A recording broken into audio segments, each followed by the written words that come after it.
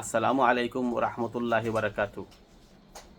হানাফি মাদ্রাসাত দুই ছাত্র এখান পড়িবা না, কারণ আপনাইন তোর মাসলা অনুযায়ী আপনাইন তোর মানে আয়াতর ব্যাখ্যা অনুযায়ী দুইটা ছাত্র এজাগাত পড়তে পারতো না, কারণ আপনাইন তো কইসইন ও আউযু বিল্লাহি মিনাশ শাইতানির রাজিম বিসমিল্লাহির রহমানির রহিম ওয়া ইযা কুরিয়াল কুরআনু ফাসতামিউ লাহু ওয়া আনসিতু লাআল্লাকুম তুরহামুন।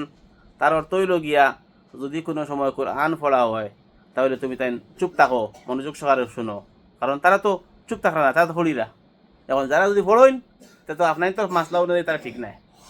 আর নতুবা আপনার তো ওখান সার্টিফিকেট দেওয়া লাগবো যে কোরআন পড়া অবস্থায় আরো জনে কোরআন যদি পড়ে তাহলে এগুলো নিষেধ আসছে না। আল্লাহ সুবহানাহু ওয়া তাআলা এখানে কইছেন না যে একজনে কোরআন পড়ে আরেকজনের সাথে কোরআন পড়িতে নিষেধ, এটা বলেন নাই।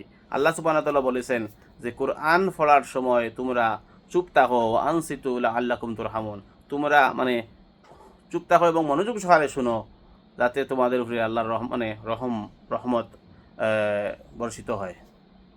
তার মানে কান নাই যে তোমরা কোরআন পড়িও না, তোমরা মানে গান বাজনা, হাসি তামাশা, কথাবার্তা এগুলা করিও না।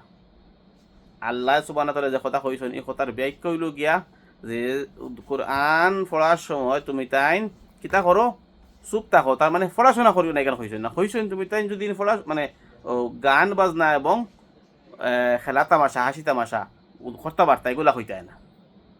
এখন আপনার যদি একটা মানুষ তে তো আপনি কোরআন পড়া যাইজ, সূরা ফাতিহা ইমামর পিছনে পড়া ঠিক আছে, কোনো অসুবিধা নাই, নিষেধ নাই। আর যদি এগুলো মানুষ না, তাহলে আপনার নিতে হওয়া লাগবো যে হল মাদ্রাসাত গিয়ে দুইটা ছাত্র এখানে পড়তে পারতা নাই, যে একজনে কোরআন পড়ে একজনে কোরআন পড়া নিষেধ সাথে, হ্যাঁ কারণ হে চুপ থাকে না, হে তো ফলের।